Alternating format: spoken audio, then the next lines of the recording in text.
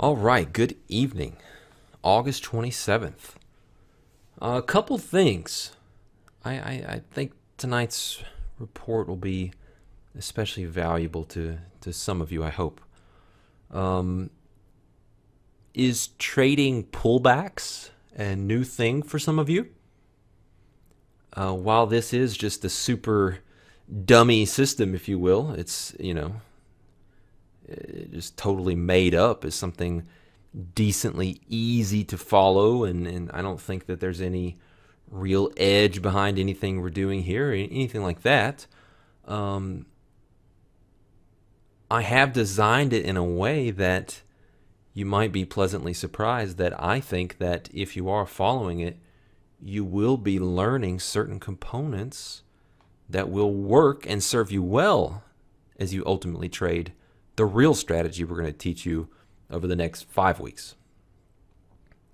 So trading pullbacks is one concept that we use to trade NADRO. We look for areas to get fully breached. We don't take breakout trades. We don't, take a long when we get 3 ticks above the breakout point or anything like that. No, we let things break out, and then we look to trade pullbacks. So in this case, you're letting, the slope of VWAP get a certain way, and then you're looking to trade pullbacks as long as that slope holds.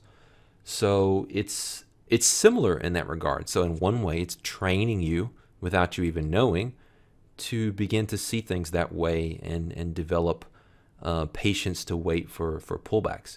Speaking of pullbacks and things that I'm secretly training you on with this dummy system is to teach you to look for a minimum length to a pullback. One, if you're looking to get long, 1 down bar is not a pullback. 2 down bars is not a pullback. It depends on the length, the time it takes, all those kind of things. And so what I'm trying to get you guys to see a little bit as you complete this exercise is looking for substantial enough of a pullback. And that's going to be a concept that we talk about. There are reports of some people having some really profitable sessions, or at least losing less than they have been. This is one of the things about trading a mechanical type system is that a lot of them you'll just kind of break even or something like that. A lot of them aren't terrible systems that are just going to have you losing inordinate amounts of money. So it's kind of funny to see some people having some odd success with a dummy system. One thing that's really, really important is developing the skill around being able to think through a process for making trading decisions and precisely monitoring the market generated information for confirmation of said methodology or processes. So, I've seen some people who are getting some of the entries wrong and things like that. There is more than a mental framework, or perhaps combined with a mental framework issue going on there, in that you do need to buckle down and continue to beef up that mindfulness and maybe use some checklists even with your process to make sure of some simple things. Because if you can't do the simple things with this methodology, I can assure you you're going to have a hard time with the real NADRO methodology. So you might create a simple checklist that says, are you thinking of entering here? ? And what's going to follow? Think through it right now. What's going to be the next things that you have to ask yourself? For a long entry, were the prior 4 or more bars down bars with the Heikin-Ashi in a row? Oh, they were? Okay. Continue down the checklist. Is the current bar now closing or about to close here as an up bar? Okay, good. Another condition is met. Is the slope of VWAP higher? upward. Oh, it is.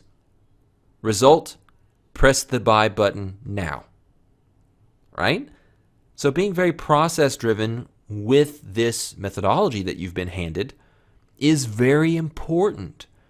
If you find yourself, oh, you know what, I forgot to check the slope there. Oh, you know what, I didn't realize that the slope had changed on my entry bar there. Oh, you know what, that was a 3-bar pullback instead of a 4-bar pullback. These are mistakes.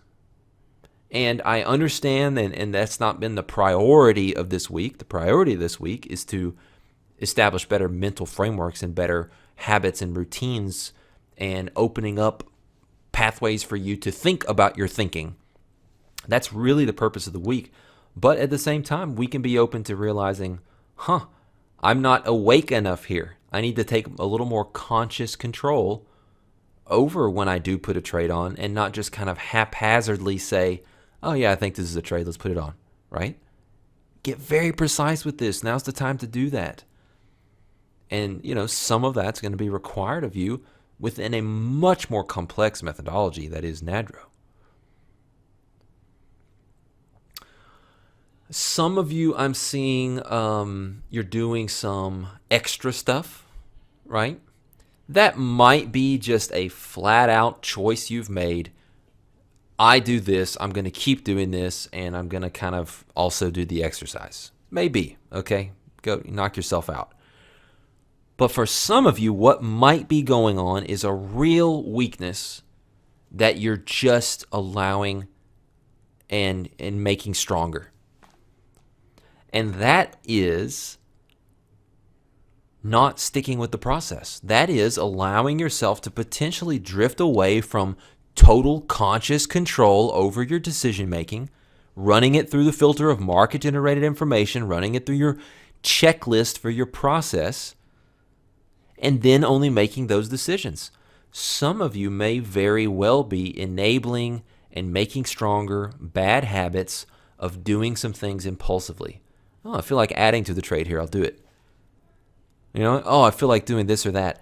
And a big part of this exercise is proving to yourself that you can execute flawlessly and that you can work on your mental framework in order so that you can continue doing that.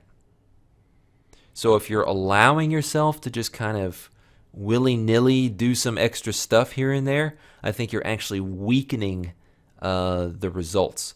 Practice doesn't make perfect. Perfect practice makes perfect. Very, very important. So let's look at the trades that were there today. At least 4 bars down.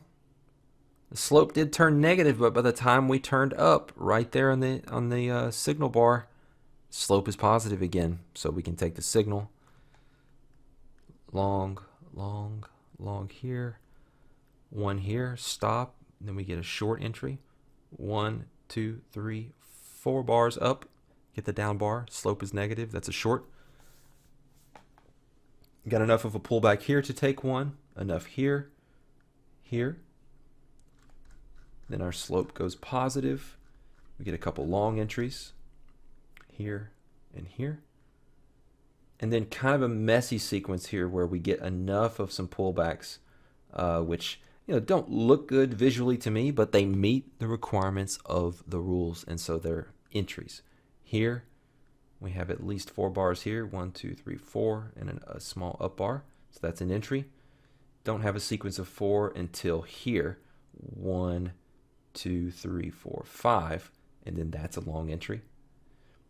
That stops out, and then our slope is negative, and we get at least 4 bar pullback higher here for the short with the confirming negative slope there. So those are the trades I saw today. All right, a lot of good lessons here, I think. We're starting, maybe some of you are saying, he's not just giving us this stupid system for no reason. He actually thought through he might want to teach us some stuff while we aren't even thinking about it. Well, that's exactly what's going on here. So I just wanted to shed some light on some of that, thinking about trading pullbacks, thinking about seeing enough of a pullback. Those are concepts we're going to continue to work through.